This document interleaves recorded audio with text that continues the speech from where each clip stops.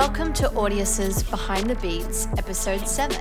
In each episode, we'll be talking to musicians and DJs from all walks of life about their experiences in the music industry.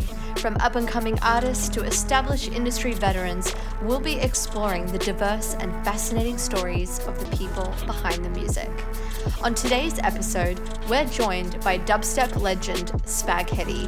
We'll be talking about Spag Heddy's music, his latest album release, The Noodle Effect, upcoming tours, as well as what is coming up next for this incredible artist. So sit back, relax, and get ready to be inspired by Behind the Beats. Let's go. What is up, Spag? How are you? Yo, I'm good, Sam. How are you? Oh, I'm amazing. Thank you so much for joining Behind the Beats. You're absolutely incredible. Thank you, thank you so much. I appreciate that. Yeah, of course. Look, I have so much to ask you, and obviously you've just been crazy busy touring around the world and just releasing an album. So congratulations. I guess the best place to start is how did you first get into music and production?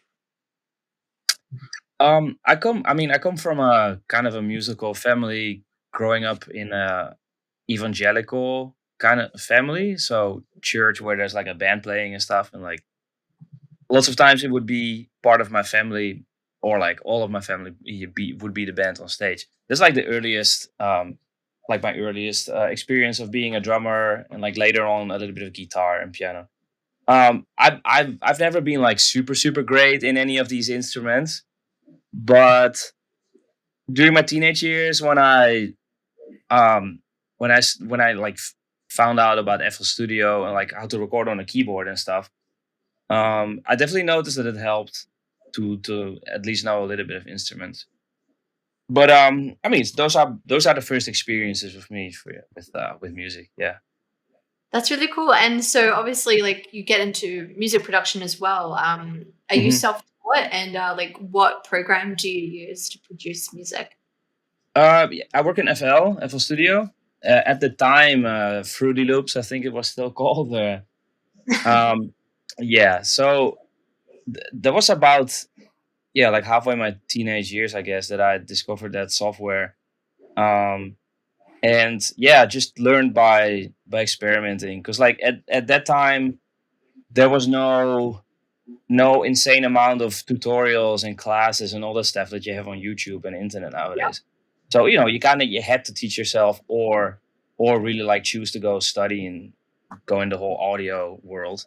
I was at the time kind of a video geek. Like I was always shooting video with friends and like Oh, making cool. movies, making edits. I was like very visual. I studied motion graphic design as well. For like in a total of like almost 8 years. That's really And so music was more a thing on the side. It was never my intention to make it my profession. Like I've always loved making music with my family, and then later on making hip hop beats by myself. But it was always for fun. It was always something extra. I did not expect to be making my money with it, or go tour, or like any of this. uh, It Yeah. that's so inspiring. Thank you for sharing. See, I think everyone appreciates hearing the come up story, and that's super cool Yeah. that you were into multimedia as well. Like it wasn't just music production, motion graphics, and um, Right. I when was that light bulb moment for you? I guess with the music, when you're like, this is what I meant to do. Um. So I I'm I don't know if I have one specific light bulb moment. There's definitely been a few. I was at the time that I had my one of my first productions was I was a in the city that I lived in and where I studied motion graphic design. I was a as a side job. I was a glass picker in a music venue. So literally like pretty much like the lowest thing you could do. I was like picking up glasses and cleaning them, and then people would drink and they throw that shit on the floor again. Um, but then I had like some of my tunes being played out by DJs, and that was definitely a beginning of like, oh wow, imagine if me as a DJ myself would stand there Hmm. someday. Yeah. So that was pretty incredible. There have been times where I was working and I'd literally like heard my track that I sent out. I had no idea if they were gonna play it. and I actually played it, and I like would jump up and like bring some colleagues with me, and like, yo, this is my song, this is my song. Um, Ridiculous dubstep tracks, like extremely bad produced, but at the time dubstep was peaking, and or like deep wasn't like its golden days. Oh, So that's incredible. Thank you for sharing that. It must be a really surreal moment when you can hear your right, music played back. You're like, I did that. Like, what? That is that is the work that I yeah. put in, and that is a result. So yeah, thank you for sharing Mm. those stories. Um, who are your musical inspirations? Obviously, Skrillex, that was probably the biggest of them all. But Roscoe and Caspa, those were like and Benga, those were the guys that I heard the first like dubstep wobbles from. Yeah, guys like Zomboy and Must Die were huge inspirations in that moment too. Later on, Tsoki, Kill the Noise, yeah, all those guys.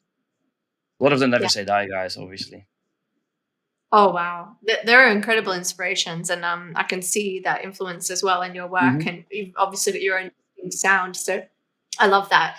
In your opinion, what are the perfect ingredients for a club banger? Perfect ingredients for a club banger. Hmm. I mean, it's gotta be catchy. A track's gotta be for Yeah, a dance floor. It's gotta be simple and catchy. Honestly, I think. Yeah, it's all I about love it's all that. about a either a catchy melody or a catchy uh drop. And I mean, Hmm. and just as important, the suspense to it towards that drop.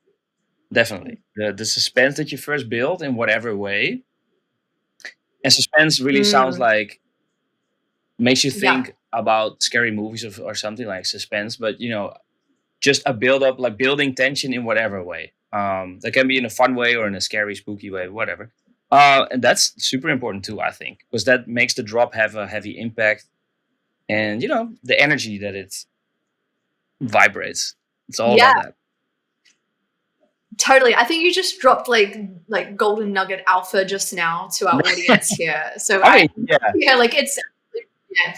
What you're saying is catchy. The arrangement with the tension and the release, yeah. and taking the audience on a journey. It's fun and playful, like as you said, spooky. So yeah, thank you for Mm. that. You have done multiple high energy remixes and collaborations, like from the Chainsmokers, Cruella, Slander. The list goes on. Out of all the remixes and collabs that you've done, do you have a really cool song creation story that you'd like to share? Um, oh man, that's man, because that's quite a few years. I think. Or any of the collaborations you've done, like a cool story that you'd like to share? Um, wow. Damn, I might be one of the most most boring producers to ask this to. I'm such a solo worker that like a lot of stuff that's been made, I I'm not the biggest communicator in things. Um, but there's definitely been moments that for example, my Don't Let Me Down remix. This is maybe also like kind of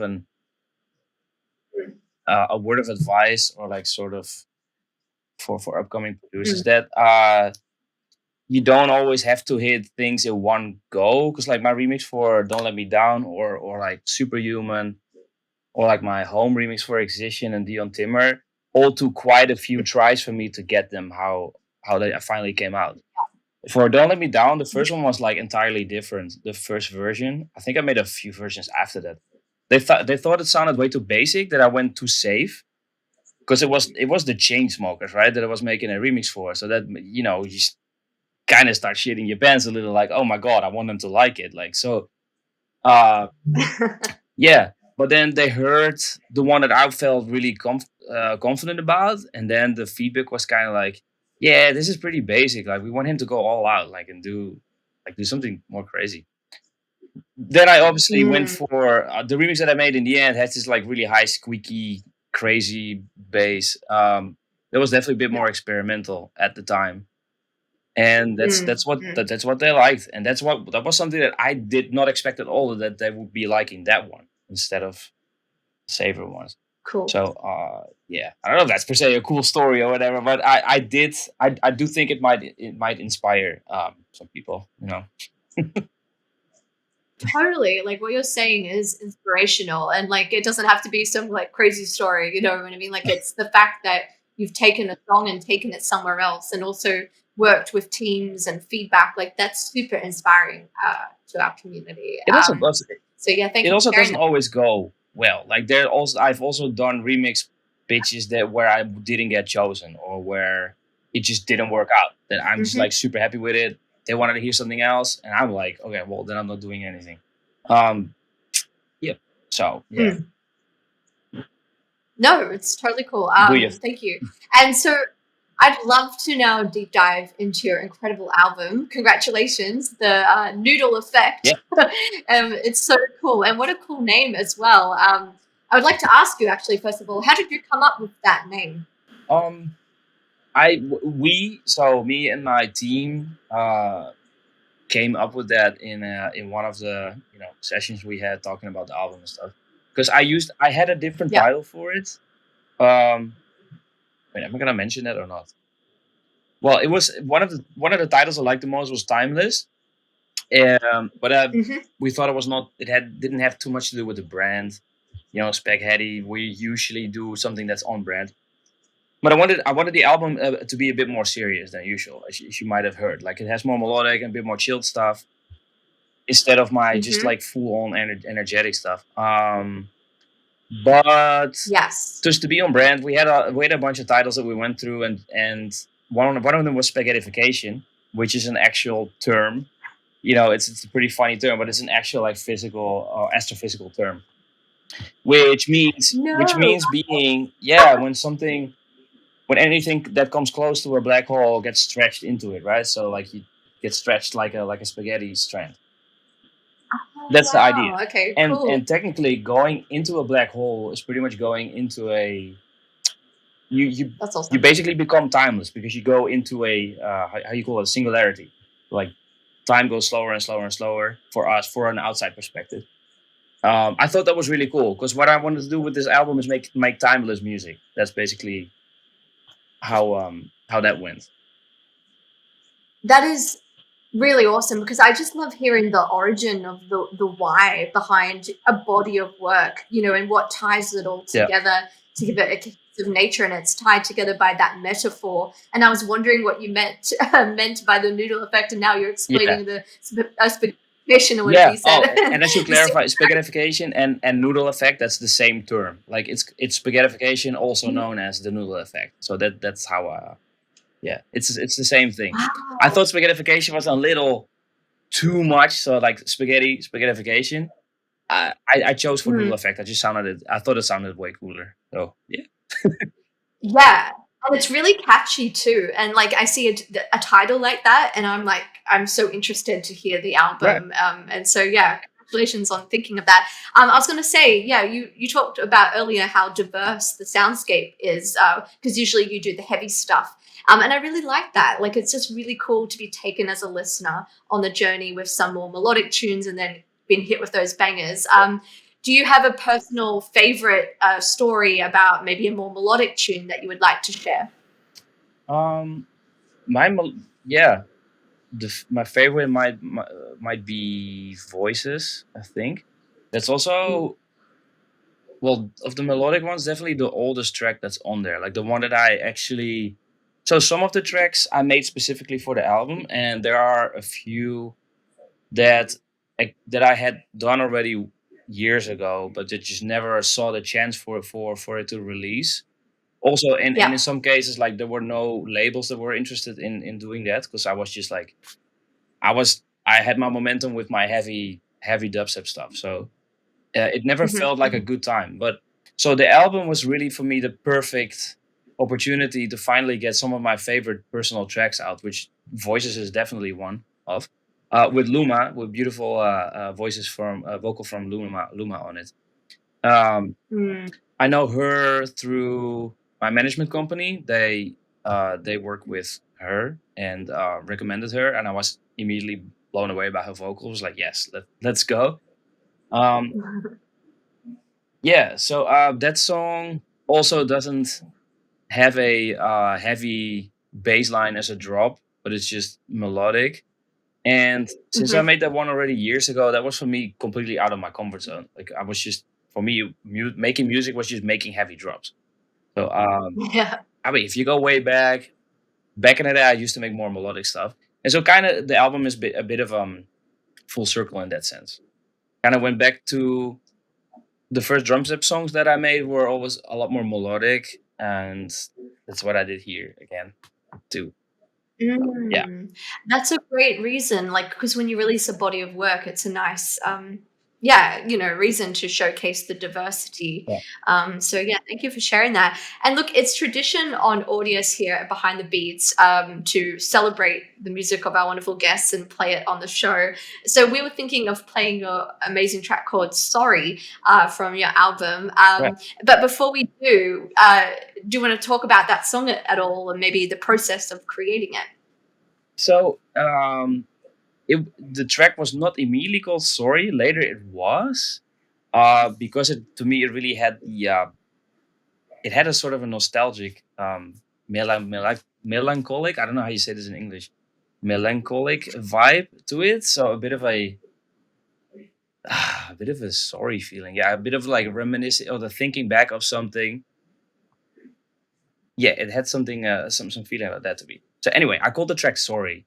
When we were planning the album, we wanted to drop a few singles ahead, and my Mhm. team had the idea like, yo, we should drop "Sorry" first as an apology to your fans, because I was actually gonna drop my album a year ago already. I kind of had promised it online, like, yeah, this year Okay. it's happening, and then it didn't because I just had stuff happening with releases, and it wouldn't work out. It would be just way too hasted, too rushed to do it.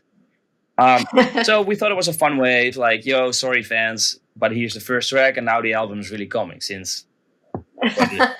Sorry is also Sorry, not sorry. yeah.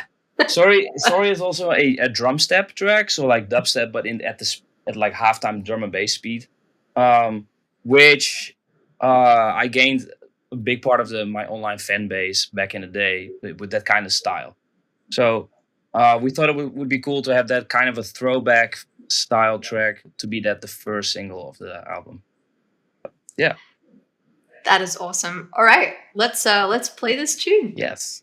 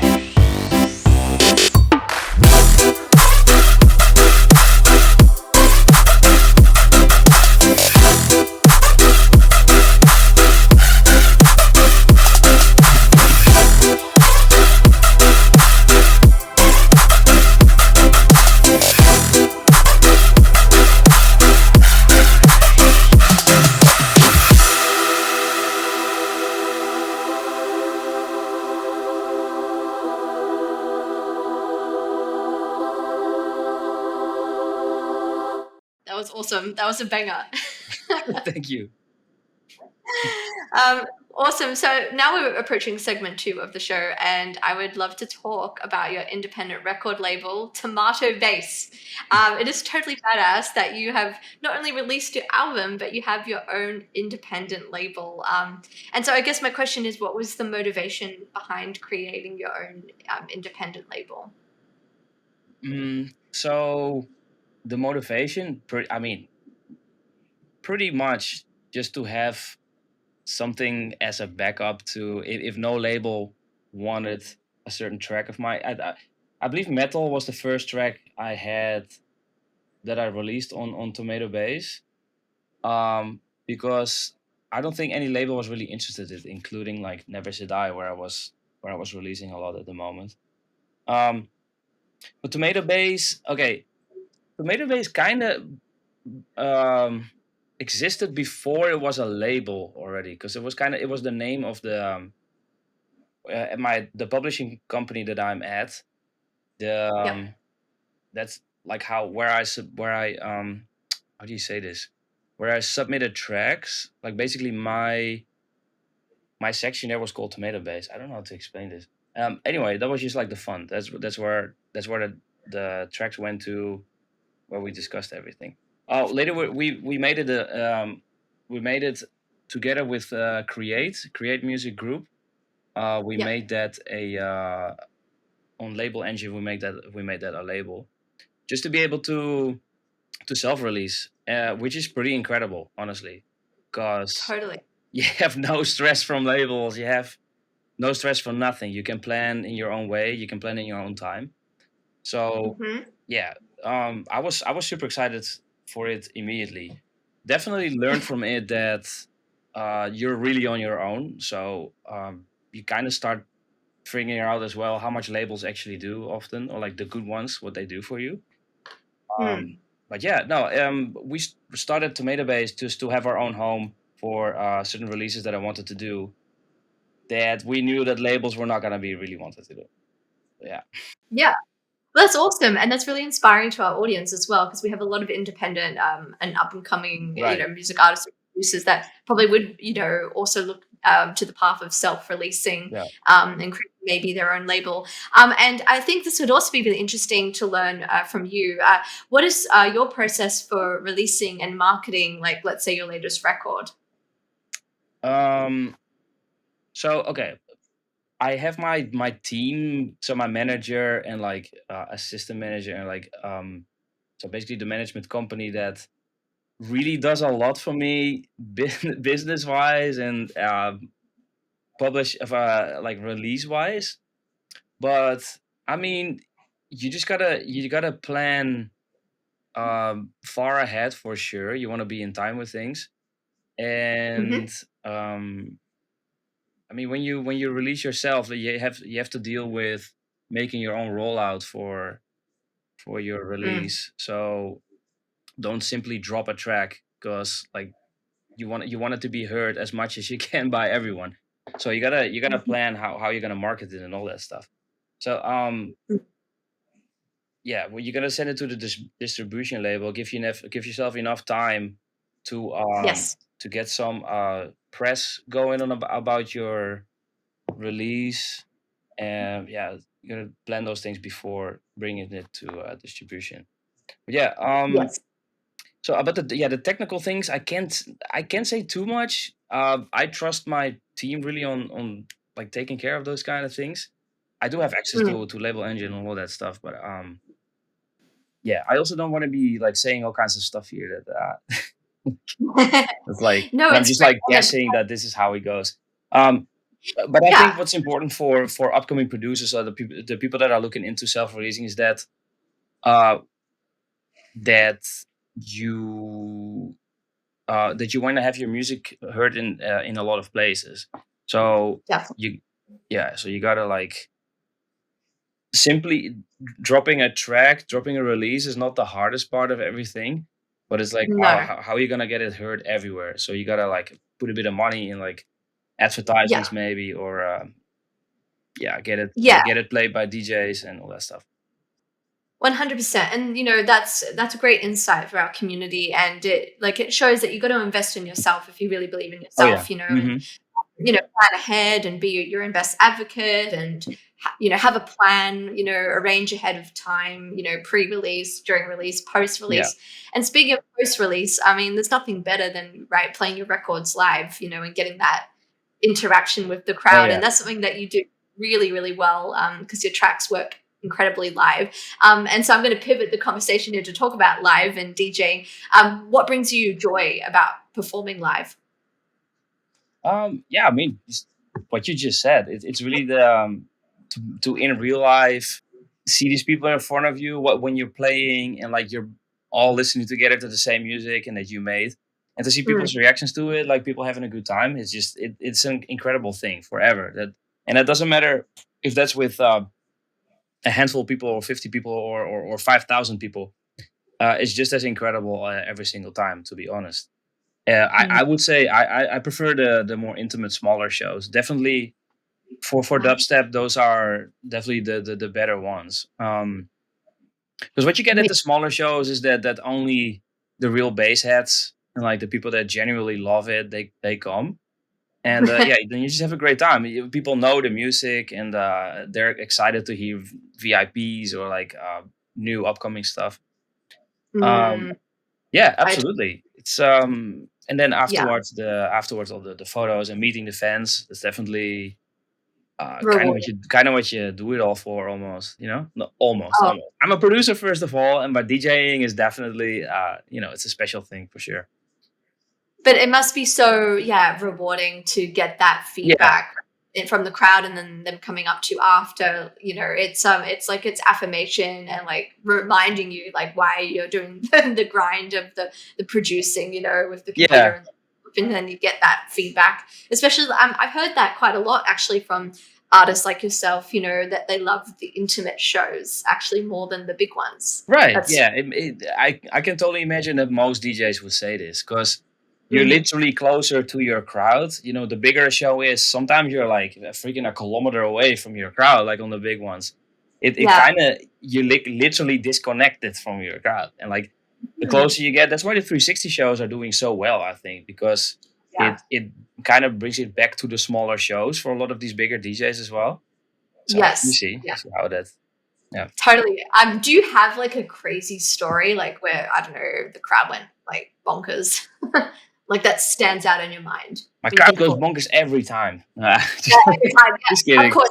I've Is had, there one particular show or memory that's like maybe the crowd did something like awesome, well, or you stage dived or something?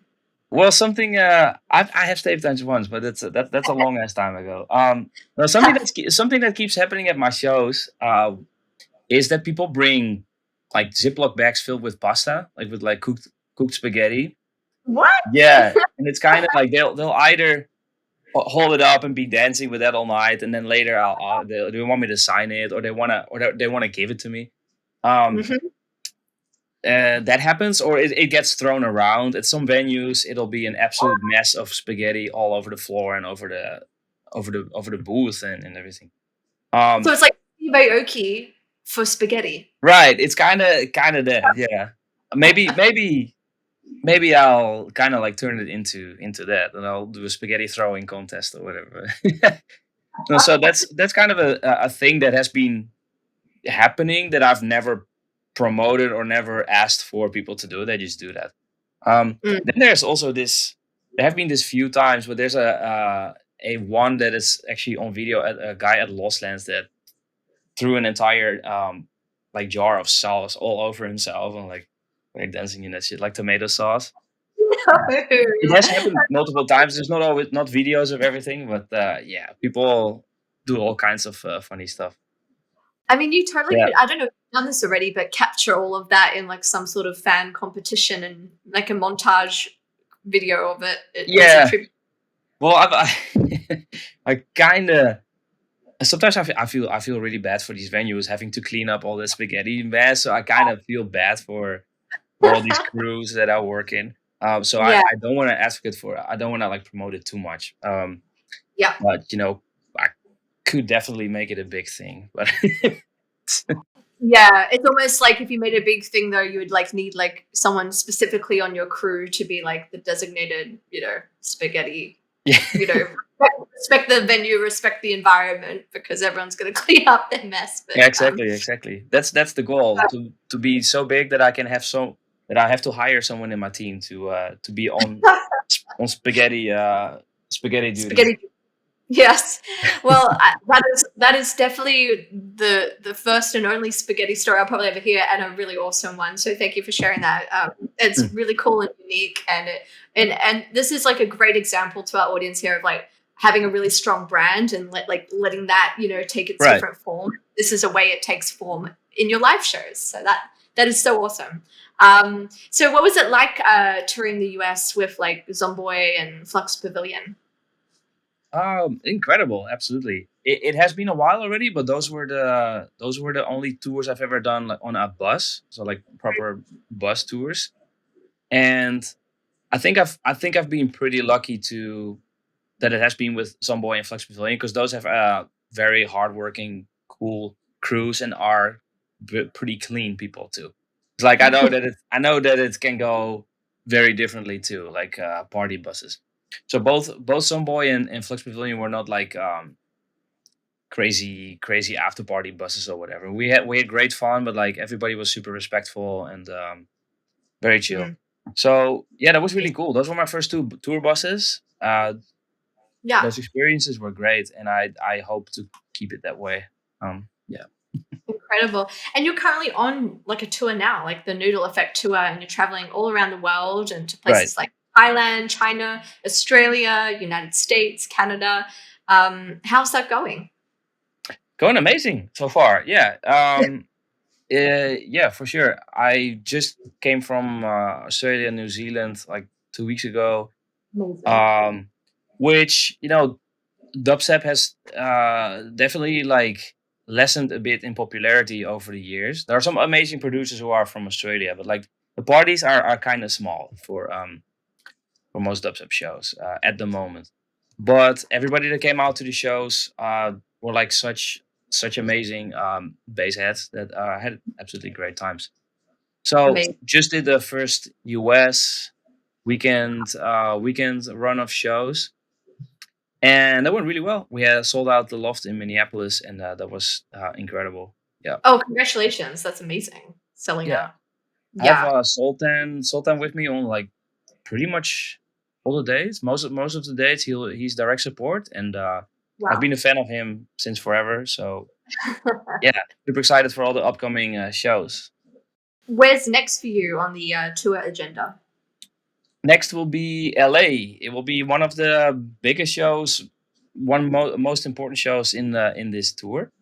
Amazing. Both LA and Denver will be the biggest ones, I think. Because LA will be at the what's the name of that space? Exchange. Mm-hmm. So that's Huge. that's a big room to fill. We're gonna have a very sick lineup, and so I'm very very stoked for it. Nervous for Yeah. it. You must be pumped. That's huge. Congratulations. Thanks. I would now love to play a second song from your album. Let's play Big Noodle Energy in tribute to the title of the album. Yes. Anything you would like to share about this dope tune before? Oh, we're playing it. I was going to say anything you'd like to share about this dope tune before we play it. Um. So originally it was called Big Energy, and my manager actually came with the idea to make it Big Noodle Energy. And it was super funny because I have this visual as well that's being made by Gasoline. It's a show visual that I have. That's a robot covered in like spaghetti, and he's like kind of like shooting. And I thought he's so gangster shit, and it really fit because it fit perfectly on the beat, that visual. So my manager came with like, hey, let's call it Big Noodle Energy, and it's just like it's math gangster. That's sick. All right, let's play it.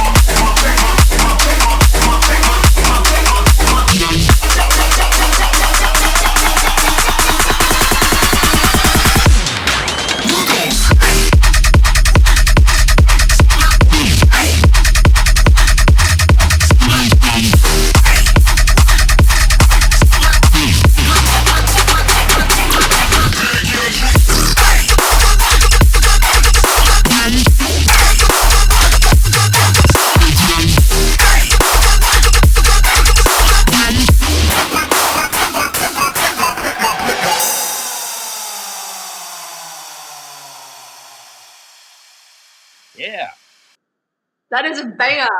Holy moly. Yep. Big little energy.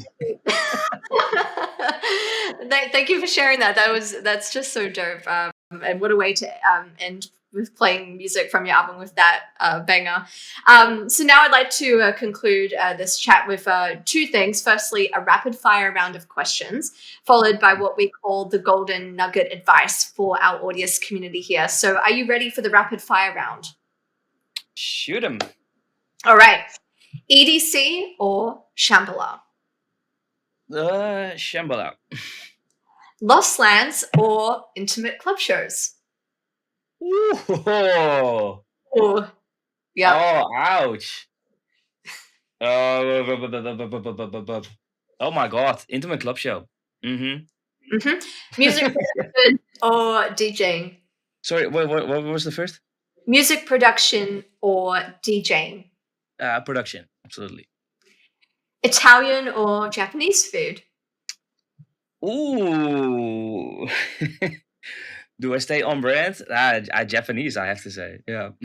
I'm going off brand. I'm going off brand. Sirens are currently surrounding. No, I'm kidding. Yeah. You can have one phone. This man. Next question. You can have one video call with anybody in the world, dead or alive.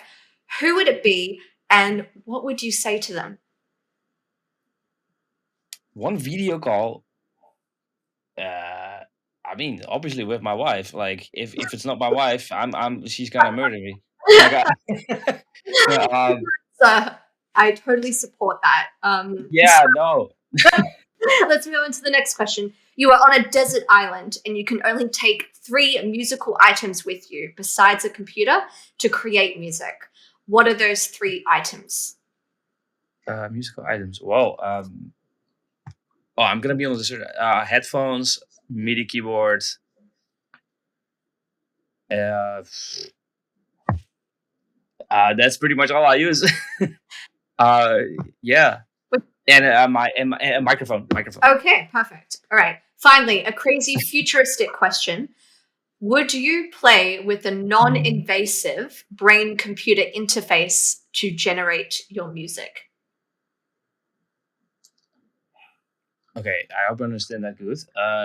So making music with your brain? With what? Yes. So basically, a brain-computer interface can interpret your thoughts and encode it into data and then create output like generative AI. So let's say there's a non-invasive one, maybe it just sits on your head or it's like an earpiece. This is a crazy futuristic question.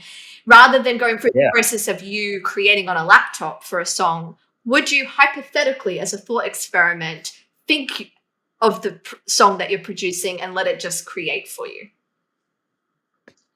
Yeah, I mean, why not? Yeah. I don't see the. Yeah, that sounds cool. Awesome. I love futurism.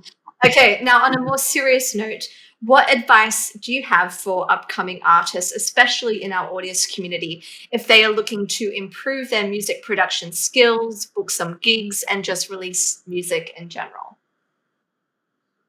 I mean, I think I already gave a few important tips during this session, but if we look specifically to audience, then definitely. So how when I started, I started mostly on SoundCloud, and I just made just a ton of music, put it online for free download for everyone. Yeah, no, I think in the end, it just make a lot of music. This is maybe sounds really dumb, but make a lot of music. Just because I still now years later, when I have a writer's block, I still go through old projects, open up old stuff, and either continue that or kind of get inspired by older stuff. Because in general, in the beginning, when you don't have that stress yet, when it's not your job or your profession or your career, you don't have that stress to succeed, to have all those eyes and ears on you. Yes. So you kind of, and now that beginner producers are gonna say like, oh yeah, but you're easy to say that where you are, but that's you're kind of in a great position when you're an underdog, when you're unknown, because you're like you can literally do whatever you want. I see it as a positive thing. You can really experiment, and you should definitely try to find out what or like no, not find out. Just make a lot of music, and like your signature sound will come out of it. I don't know. That's fine. Wow. Maybe all of this sounds a little bit vague or um, not one clear thing. But that's just my thoughts, really, man. You can come with all kinds of.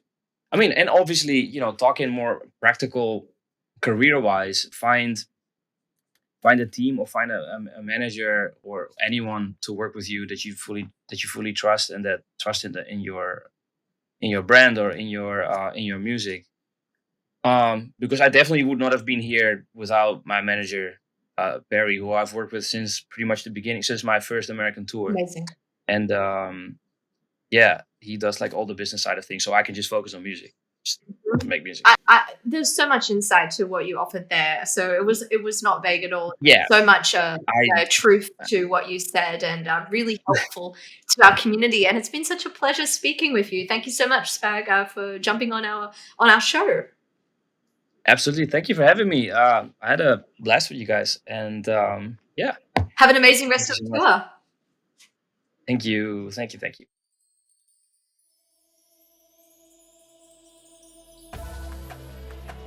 Thanks for tuning in to Audius's Behind the Beats. As you may have noticed, we have now upgraded to video, and we will be back with future video podcasts with a regular cadence. If you have any further requests for topics or interviews we should cover, please email podcast@audius.co. Until next time, keep vibing, keep thriving, and keep creating. Behind the Beats is a production of Audius Music, hosted and edited by Sam McFly. Theme music by Caption, executive producers Julian Baker and Michael Tom.